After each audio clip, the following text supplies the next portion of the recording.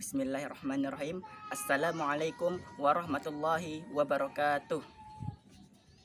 Kali ini saya akan mempresentasikan hasil kerja saya, yakni berupa clipping tentang peranan bakteri yang menguntungkan. Yang pertama, peranan bakteri di bidang kesehatan, yaitu contohnya bakteri Streptomyces griseus yang berperan dalam menghasilkan antibiotik streptomycin untuk melawan bakteri penyebab TBC. Terus yang kedua, ada bakteri Escherichia coli yang berperan dalam membusukkan makanan di dalam usus besar dan menghasilkan vitamin K. Ketiga, ada cyanocobalamin, disebut juga sebagai bakteri probiotik, berperan dalam menghasilkan vitamin B12 yang bermanfaat bagi tubuh manusia. Terus ada bakteri Acidophilus bifidus yang berperan dalam menurunkan kadar kolesterol dalam tubuh manusia dan mencegah tumbuhnya jamur di dalam tubuh.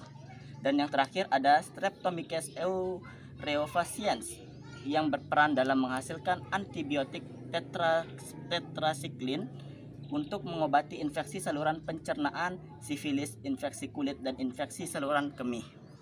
Ini contoh gambar dari bakteri Escherichia coli. Terus ada Streptomyces eureofaciens dan yang terakhir ada Streptomyces griseus.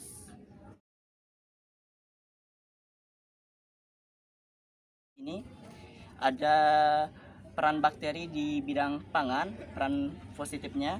Yang pertama ada bakteri Lactobacillus acidophilus yang berperan dalam menambah nilai gizi dari susu. Nah, bakteri ini biasanya ditambahkan pada produk susu formula. Terus ada yang kedua, bakteri Lactobacillus bulgaricus yang berperan dalam pembuatan yogurt. Yang ketiga, bakteri Lactobacillus casei yang berperan dalam pembuatan keju. Dan yang keempat, ada bakteri Acantobacter silynum yang berperan dalam proses pembuatan nata de coco dari air kelapa. Terus yang terakhir ada bakteri Streptococcus lactis dan Escherichia yang berperan dalam pembuatan keju dan mentega. Ini contohnya dari bakteri Acantobacter silynum yang berperan dalam proses pembuatan nata de coco tadi, dan juga Lactobacillus bulgaricus.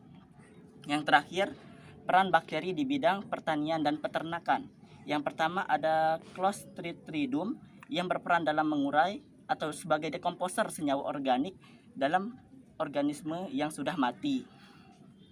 Terus ada yang kedua, yakni bakteri Nitrosomonas yang berperan dalam menyediakan nitrogen organik yang penting bagi tumbuhan.